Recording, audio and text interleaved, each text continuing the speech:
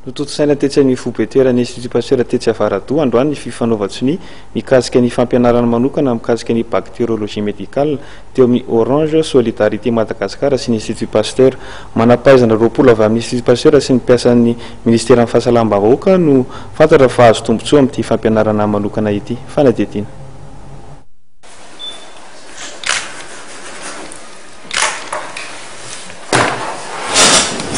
Nitotsaina teo amin'ny Orange Solidarité Madagascar izay nosoloten'Andriamatoa José Randriambeloma sy ny Institut Pasteur izay nosoloten'Andriamatoa Christophe Rogier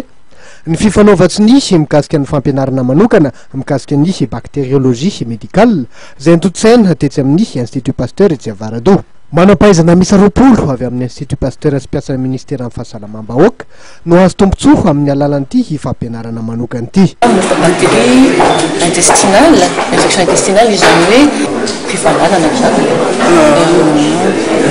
Maladie respiratoire zany hoe aty amin'ny tratra zany a, ohatrany hoe asany ny voie d'Avaré, ny angamba vatantralo, ny pneumonie, ny tuberculose. Et ny momba ny maladie méningée izany hoe momba ny méningite sa méningite bactérienne dia ny fitiline ny résistance atao hoe résistance aux antibiotiques zany hoe le fanava résistance zany le hoe le fanafody tsy mandaitra tsony zany. Tena mahasamihafa an'ity formation ity amin'ity mahasamihafa an'ity fifanana ity amin'ny ny fampianarana hoe anarana amin'ny université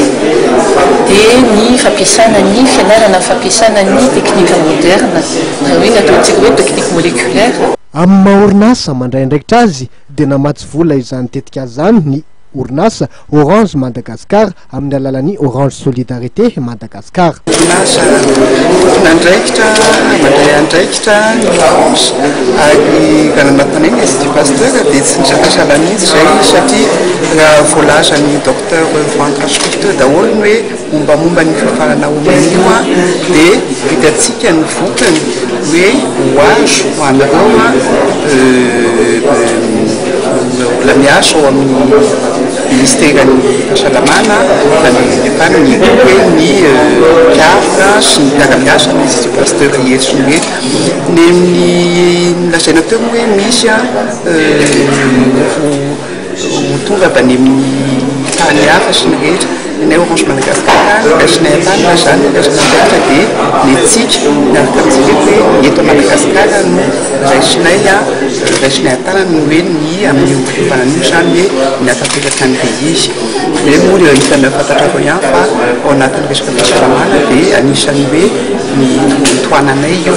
amin'ny resaka ny Orange Solidarité Madagascar zay nakoanay tsy ny salasala hoe nanoana ny Institut Pasteur amin'izay vokatra ho azo avy eo ny anan'io Aritra 2 herinandro anomboka amin'ny 17 hatramin'ny 20 novambra taona 2024 ho avy zao ity fampianarana manokana mikasika ny bactériologie médicale ity.